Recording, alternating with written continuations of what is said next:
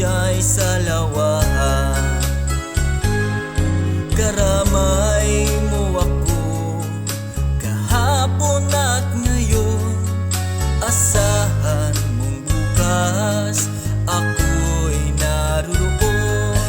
naroon ako. Hanggang ako'y buhay katulong mo, sa iyo ay nagmamahal. Tutulungan kitang malimot mo siya, ibabalik ang dati mong sigla. Aking gagamutin puso mong sinugatan, sugat na dulot niyang salawahan.